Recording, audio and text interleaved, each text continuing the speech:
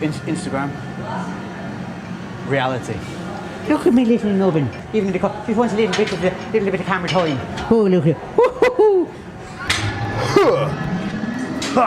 What's up, guys? I'm Lex, and today we're going to be looking at a complete arm workout to develop fuller, thicker, bigger looking arms. And stick with me to the end of the video. I'm going to give you a £2 or $3 tip that will change your entire arm workout.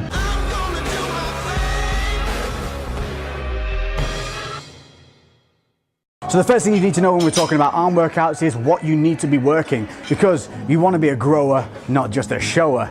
And by that I mean understanding where the size in an arm actually comes from. A lot of people are focused on biceps, obsessed with biceps, doing 5, 6, 7 exercises on biceps alone. Biceps don't make big arms. What make big arms? Triceps. Triceps are 2/3 of your entire arm. So we need to be focusing on this whole area to develop that thick, fuller look that you want. And that also means focusing on the outer heads, the inner heads, the peaks, and the full ranges of movement that's going to allow that muscle to work properly, help you connect with the mind to muscle, and develop that thicker, fuller looking arm. To do that, we're going to take a look at 3 or 4 of my favorite exercises for the biceps and triceps, and we're going to look at some variations for each of those exercises in case maybe the machines or whatnot aren't available to you, or just some different options for you to be able to throw in to keep things interesting. If he bangs that weight again, I'm going to go take the weight and shove it right up his poop chute. Exercise numero uno is the classic hammer curl. You're going to rotate your hands over and hold it like so. Now, there's a little trick here though that's going to make this exercise feel completely different, and it's as simple as moving the hand a couple of inches. So as a standard, what a lot of people will do is they will grip the dumbbell here like you would with a standard curl. What we're actually going to do is we're going to slide our hand up to the top, right under the head of the dumbbell, and this is how we're going to hold it for the hammer. Why? Because now when we're holding it, the weight is angled backwards. By creating this angle here, we're creating tension on the bicep at the full extension point. We're also increasing that load and tension at the top part of the contraction, because now the weight is not pushing over in an arced motion, so it's not curving over the top. If I hold it here and come up to the top, now the weight's forcing into my shoulder and it's going away from the bicep. Maintaining it here keeps the load on the bicep and makes it work from top to bottom. Simple 3 sets, 8 to 12 reps. You should find that the same loads that you're used to will now hit you even harder. Now, it's one of my favorite exercises and I love it, but one of the great things about it is it works the outer head of the bicep. So that's also going to help you with the thickness of the arms from kind of a front view. The side view is all about the peak, but to keep that thickness of the arm from front to back, that's where we need to be working the outer as well as the inner. Now, before you start bitching and moaning at me, I'm not in the squat rack. I'm just on the edge, pressing up against the glass box. So there's plenty of single arm movements out there, but one of the vital ones that we need to focus is on the barbell work. The reason for this is it's more of like a compound movement for the biceps, although essentially there isn't a total compound movement. This one's a good one because it makes you have to stabilize your core, it makes you have to concentrate on that mind to muscle, plus fixing your posture to maintain concentration on the muscle. Huge things about working the arms or any isolated movements is that focus from the mind to muscle connection. If you do not have that, if you're swinging through, if you are shifting and not lifting, you're not going to see the gains that you want. By utilizing a barbell, we're going to be hitting, again, the inner head of the bicep, but we're also going to be hitting the forearms. We're going to be working our core, abs, scapula, shoulders are going to have to stay in place. There's a whole lot of things going on here. We're going to cover that now. We're gripping just at the very edge of that first point of where the grip comes onto the bar. From here, we're going to step back. We're going to engage our scapula. So remember, if you haven't watched the videos already, I'll link them below. There is a full thing about postural setting here, and it's up 2, back 1, drop 1. So we go up 2, back 1, drop 1. So now I'm relaxed in this position, but my scapula's set and engaged. From here, I'm going to squeeze my glutes, keep my knees soft, and what that's going to do is going to help me engage my core and stop me being able to swing. Keep my elbows pinned and curl up to a natural contraction point. There's no need to bring it up to your head. Just to here, nice and contracted. Then on the way down, we're going to release and carefully extend fully. What we don't want to do is snap down to the bottom. The biggest part of an injury risk when it comes to training your biceps with a bar is that very bottom part of the movement. So at the very bottom, as it comes towards the end of the rest, if you're feeling a lot of tension there before putting the bar down, just dip the body forwards a little bit before replacing the bar. Try to avoid letting the bar come all the way to a negative and then dumping the bar here, because it's that minor movement, that last 10%, where there's a lot of stress on the bicep tendon insertion point, and that's when you can tear a bicep. As with anything else, we don't want to be doing mountains and mountains of reps. The bicep is a tiny muscle essentially compared to the tricep, so we're going to look again for that kind of 6 to 10 rep range. So in total, it should look something like this. Curl, you'll notice there's no body swing. You'll notice it's controlled on the negative, and I'm focusing on really squeezing that bicep all the way through and maintaining my body posture on that negative. So what I'm not doing is this. See the difference? So a great finisher here is an overhand curl. This is great because not only does it incorporate, again, it's bringing that outer head in, it's bringing that thickness, but it's going to incorporate the forearm. This is a great way of introducing them into your arm workouts on a regular, consistent basis. For this, we're going to be using, if you're unfamiliar, this is the bar that you're looking for, the wiggly one. There'll only be one in your gym. There's no variations of it. So if you've got the wiggly one, you've got the right one. The easy curl bar. Now the trick with this is, if you hold it suicide grip, like so, the bar's going to want to roll in your hands. Get your thumbs under that first indent, right where the grip starts. By keeping the thumbs under that first indent, it's going to stop the bar rolling, and you're going to be able to focus on that mind to muscle contraction, especially at the top point. Here again, we're looking at posture, so we're looking at keeping the scapula engaged, soft knees, glutes, core, all of that, just like with the other bar. But with the overhand, we're going to be looking to keep those wrists strong. So don't allow flexion at the wrists, front or backwards. And the idea here is you're going to take the knuckles and you're going to curl them up to a contraction point so the knuckles point into the shoulders. So avoid this, strong wrists. You're going to feel this one run right down the bicep into the brachiowachia ding dong, the forearm muscle. We're going to set scapula engaged, core, glutes, soft knees. We're going to curl up and squeeze. Again, don't allow the elbows to move forwards or backwards. They're going to want to move forwards on the positive and backwards on the negative. Try and keep them pinned. We're going to focus on a squeeze at the top, squeezing tightly with the little finger on your fist. You want to squeeze the bar hard. That's going to help engage that forearm even further. So squeezing the bar hard, contraction at the top, allow that negative to move slowly down, making sure that the bar moves out and away from the body. What the body's going to want to do is it's going to want to dip and do this. So you see a lot of people end up doing this on the negative, and again, they're losing all that tension. So in reality, this is what the movement looks like, and it feels real good. Good God, y'all. Quick pro tip, if you don't like doing the bar, if it aggravates your shoulders, elbow, whatever, a little bit of a variation. Dumbbells, you're going to start in a neutral position down from your side. From here, you're just going to come up and rotate over. Same as before, but using dumbbells. So come down neutral, then over the top. Boom, like so. Actually requires a lot more stabilization in terms of individual sides. So if you tend to have an imbalance or a leading side, maybe give that one a go. I keep it going, I'm rolling and flowing, I'm coasting, I got them all trolling me right. I just keep growing and showing them, knowing I'm owning this flow, you can catch me outside. Gonna get them all with a little payback. Never gonna fall, I'ma stay on the attack. Put them up against the wall as I finish every track. Never gonna stall, no, I'm never gonna slack. I've been like working and learning and searching for something to push my shit over the edge. So there we go, that's biceps done, a really nice workout that you can incorporate very easily. If you like what you've seen so far, don't forget to subscribe if you haven't already. Make sure to hit that notification bell and make sure that you're notified every time every video is uploaded so you don't miss anything. With that said, let's move on. First tricep exercise. So before we get started, just to cover all the confusion points, so people got obsessed with kind of working the different heads of the tricep. There are 3 heads to the triceps, and we can see those. We've got the lateral, the medial, and then we've got the long head here. But we need to be working them all individually, but also you have to understand that whenever you do any movement for triceps where you're extending the elbows and squeezing, the triceps as a whole are going to get worked. But by rolling the elbows out, we can hit a little bit more of the lateral. By rolling them in, we can hit some more of the medial. And then a lot of our pressing motions where we're keeping the elbows tight, that's going to help hit that long head. So we're going to cover all bases here, but the thing to understand is when you're doing triceps, as a rule, everything is getting worked, but we can tweak it just a little bit to make it hit one head over another a little bit more. But don't get too obsessive. Just do the work, do it well, but make sure more than anything that you're getting that mind to muscle connection. So working that long head, this is the bit that's going to give us that depth from front to back. You'll be used to seeing maybe this motion a lot of the time, but what happens with this is sometimes when we extend, when we get the heavier weights on, the body wants to lean backwards, the rib cage expands and it can get a little bit messy. I'm going to show you a little trick using this preacher curl to help stop that. And it's real easy. You're going to put your lower back on the pad and sit back to front on this machine. What that's going to allow you to do is set your posture in a really rigid fashion without a lot of extra energy.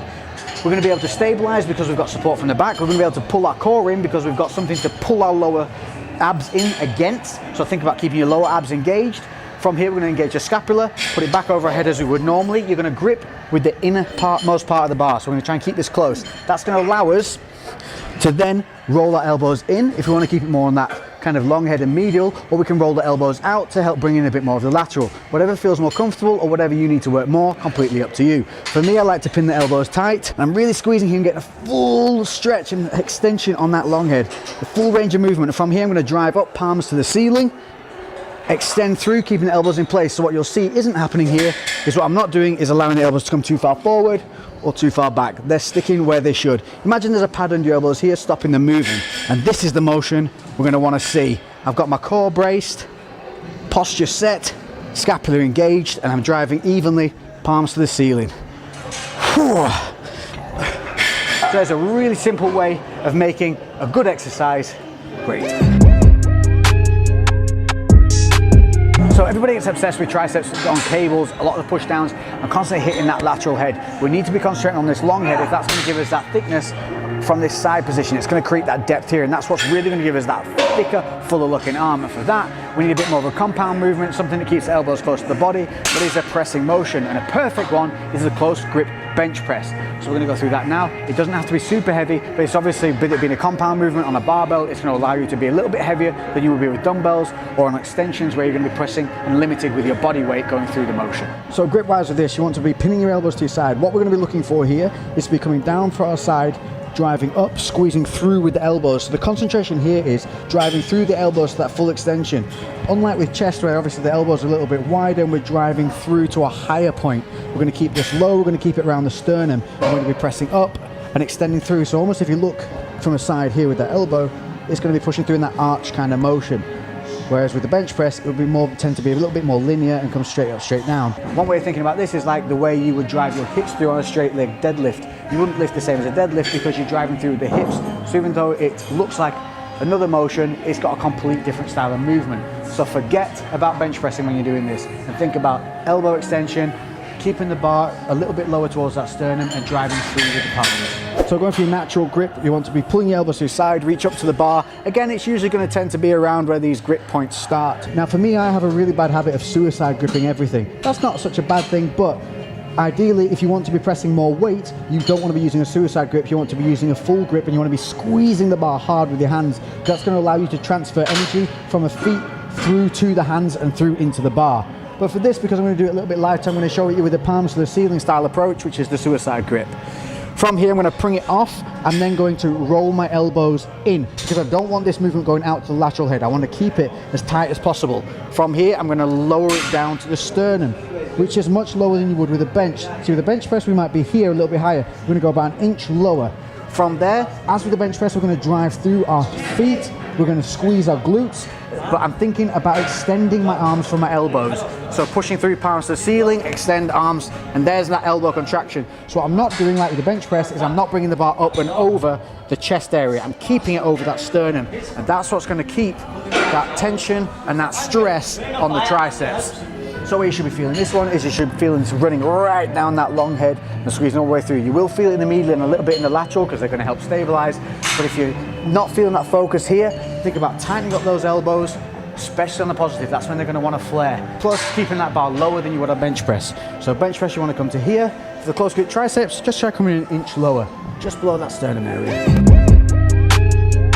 And I'm going to show you a nice exercise which has a little bit of a grip switch that you can put in, which is going to take it from a lateral onto a medial head. Again, like I said, they're all going to get worked whatever, but here's just a nice little variation that you utilize. It's single arm, so if you have an imbalance or leading side, this is a great way of evening that up and making sure that you're focusing on each arm equally. Taking a cable with a single handle horseshoe or rope, it can kind of be up to you because you can go overhand or hammer grip, but then we're also going to do an under grip. Overhand is going to help hit that lateral. So it's going to be similar to doing the bar with the lateral extensions, the triangle bar, same thing. But again, single arm, working each arm individually makes you focus a little bit more on the contraction. So from here, what we're going to do, set the shoulders back. We're going to engage our core, squeeze our glutes, just engage them a little bit. That's going to stabilize those hips. If you want to, you can put a hand on something to help stabilize in front, or as I like to do, you can put it behind your back. From here, now what we're looking to do is extend straight down and squeeze that tricep at the bottom. So we're driving our palm to the floor. So allow a little bit of flexion in the wrist. As you come down, that wrist is going to flex. That allows us to get that contraction, this connection here. On the way back up, keep that elbow pinned. Keep the shoulders stable. That keeps that tension and stretch on the lateral, on that tricep. What we don't want to see on that negative is the elbows moving forward, the shoulder disconnecting, which you will see a lot of. On the positive, we don't want to see driving through with the body, allowing that shoulder to come pronated. This is just shifting, it's not lifting. So again, 6 to 10 reps on everything, but on a weight where you're able to focus, where you're able to contract, where that failure point isn't failure to be able to lift the weight, but failure to be able to maintain the technique. That's true failure. If you just drive through regardless, all you're going to do is increase your injury risk and decrease the actual potential that the exercise has. So with that said, this is a 3 exercises in one motion, depending on what you want to hit. Overhand for that lateral, then we've got hammer grip, which is going to help hit that medial and the lateral and pin that elbow. But if you want to hit that medial, which is the part in between that long and the lateral head, this is going to help develop that thickness on the arm here and create that depth. Then we want to use an underhand grip, pinning that elbow to our side. All the same rules apply for all 3 grips. Keeping that shoulder in place, engaging the core, soft knees, glutes engaged, allowing that shoulder to stay stable, keeping that elbow pinned, and get that nice full contraction. You should be able to see the muscles working, contracting, the blood filling the area, and plus because you're doing single arms at a time, you shouldn't need a lot of rest. So this is going to help decrease your time.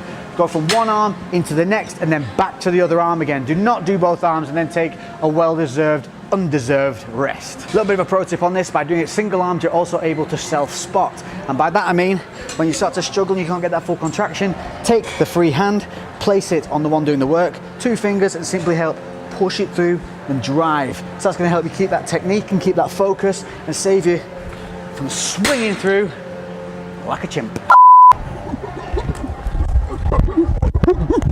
Pulled up to the club and the city show me love. She gon' fit me like a glove, sipping whiskey, feeling buzzed. R.I.P. Rest in peace. R.I.P. Rest in peace. R.I.P. Rest in peace. R.I.P. Rest in peace. Yeah. So there you have it. There's some 3 really great movements that you can use for triceps. Obviously that end one, you're able to use that with the bar, with the V-bar, the same rules apply. So there's plenty of ways that you can adapt what I've shown you today to help. But I did promise something else. I promise you that for a couple of dollars, a couple of pounds, I would be able to improve your entire arm workouts.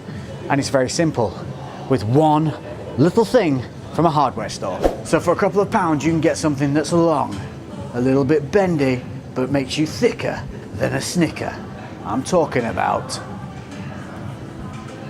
pipe lagging. That's right. This you can pick up from any hardware store. It's simply lagging for pipe. It's a plumber's tool.